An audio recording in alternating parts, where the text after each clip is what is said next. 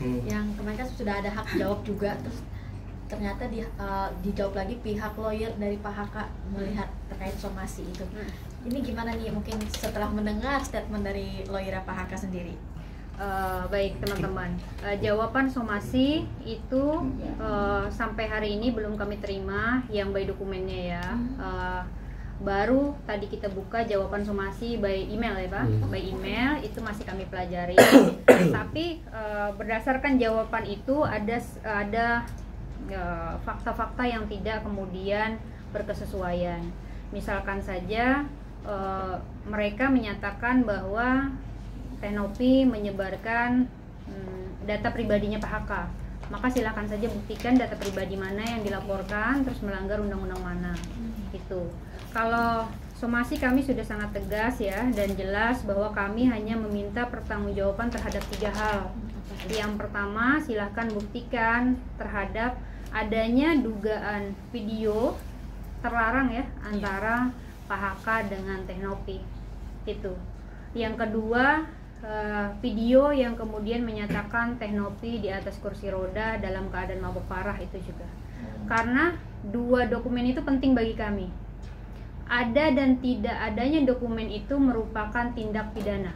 Kami sampaikan kepada penasehat hukumnya Pak Haka, ada dan tidak adanya dokumen itu merupakan tindak pidana.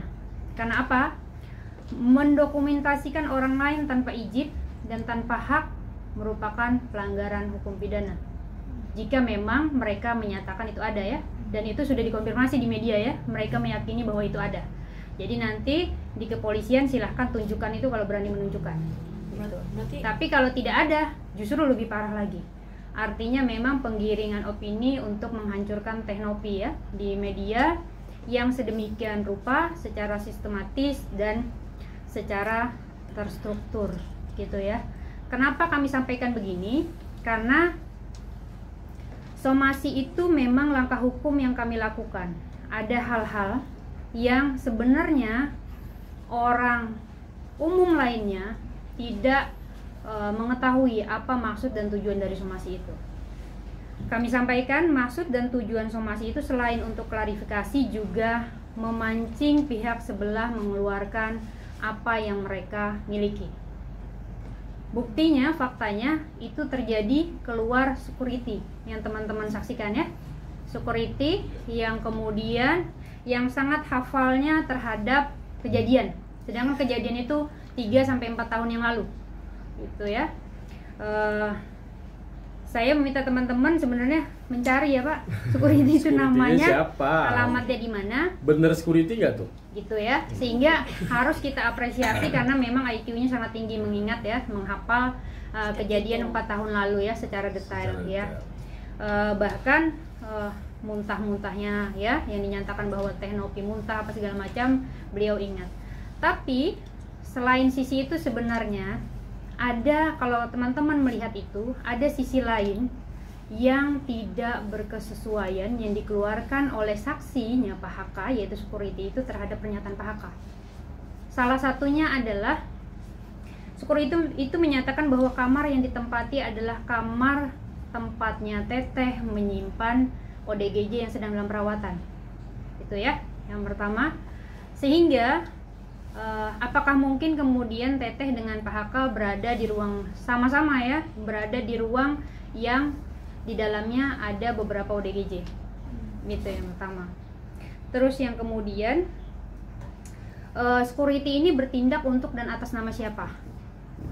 Kalau dia bertindak untuk dan atas nama security lokasi, maka dia harus ada izin memberikan itu dari manajemennya ya. Kalau tidak ada, maka harus siap memberikan nanti kesaksian di kepolisian, dan kalau memang itu adalah keterangan yang patut dan diduga tidak benar, maka harus siap berhadapan dengan hukum memberikan keterangan palsu. Gitu. Gitu teman-teman. Berarti ada beberapa yang dibidik nih kan, security ngomong, terus ada juga DJ ya? Teman. Ya teman-teman itu Teman sahabat. DJ atau siapa pun. DJ nggak ada ya? DJ nggak ada. Kalau saya teman dari sahabatnya Nopi. Teman dari sahabatnya Nopi. Kami belum lihat. Panjang banget. Kenalan kali. Kami belum lihat teman-teman. Kami belum lihat teman-teman. Tapi perlu kami sampaikan ini permasalahan serius ya, permasalahan serius yang kemudian juga tidak ada dari kami untuk bermain-main terhadap permasalahan ini. Apa yang kami keluarkan itulah kemudian data dan fakta yang kami miliki. Jadi kalau kemudian saling tantang menantang, kami siap menghadapi itu.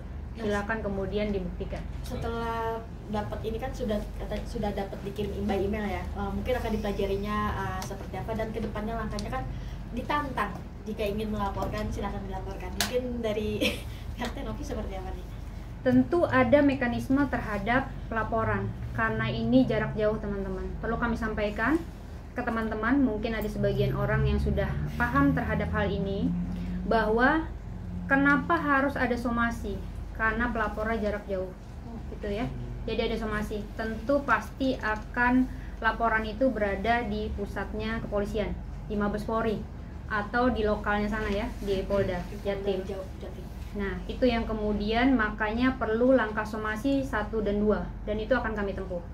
Nah jawaban somasi itu berisi menolak seluruh dalil-dalil. Bagaimana kemudian orang yang menantang, orang yang menyampaikan terus menolak dalilnya sendiri? Terus siapa yang mendalilkan? Gitu. Kan mereka yang mendalilkan.